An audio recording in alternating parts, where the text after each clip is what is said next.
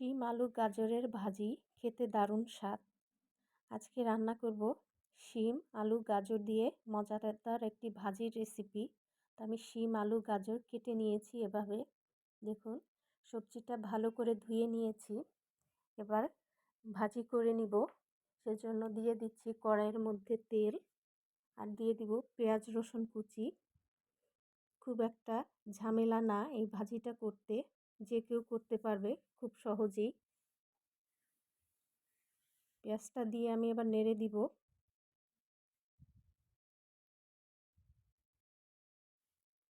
এবারে দিয়ে দিব 3-4টে কাঁচামরিচ। তো কাঁচামরিচ দিলে ভালোই লাগে সবজির মধ্যে। শীতকালে শিম ভাজি বেশ ভালোই লাগে, ভর্তা ভাজি রান্না যেটাই বলেন। শীত যতদিন থাকে ততদিন শীতকালীন সবজিগুলো খেতে বেশ ভালো লাগে, পরে আর ভালো লাগে না, অতটা স্বাদ থাকে না। আর আমার কাছে শিমের যে কোনো রান্নাটাই ভালো লাগে, ভর্তা ভাজি রান্না যেটাই করেন খেতে ভালো লাগে। তো পেঁয়াজটা আমি লাল লাল করে ভেজে নিব। ভাজা হয়ে গেলে কেটে রাখা সবজিগুলো আমি এর মধ্যে দিয়ে দিব। দেখুন, দিয়ে দিচ্ছি, আর দেখতেও কত সুন্দর লাগছে, কালারফুল।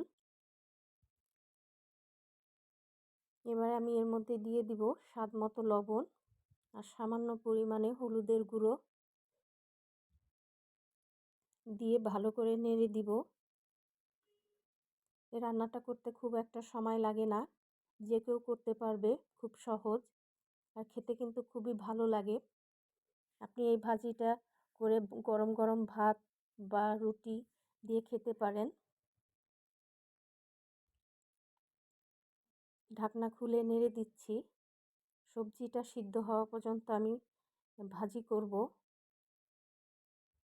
সেজন্য একটু পর পর ঢাকনা খুলে নেড়ে দিব যাতে নিচে লেগে না যায়। আবারও ঢেকে দিব।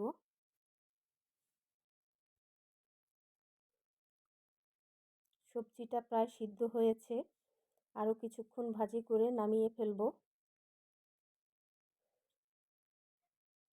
আমি কিন্তু কোনো পানি দেই নাই, সবজির থেকে যে পানি বের হয়েছে সেই পানিতেই সিদ্ধ হয়ে গিয়েছে সবজিটা।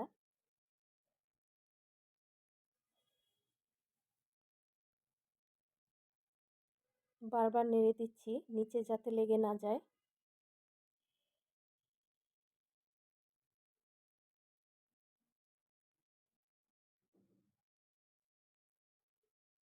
তো এবার ধনিয়া পাতা কুচি দিয়ে আমি নামিয়ে নিব। ভাজি হয়ে গিয়েছে।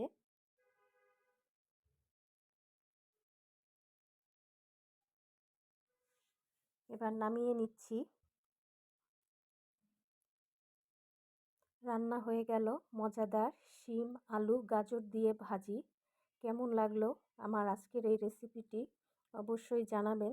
যদি ভিডিওটি ভালো লেগে থাকে অবশ্যই শেয়ার দিয়ে অন্যকে দেখার সুযোগ করে দিবেন। আর যদি আমার ফেসবুক পেজ থেকে দেখেন, পেজটা ফলো দিবেন, আর ইউটিউব চ্যানেল থেকে দেখলে ইউটিউব চ্যানেলটি সাবস্ক্রাইব করবেন।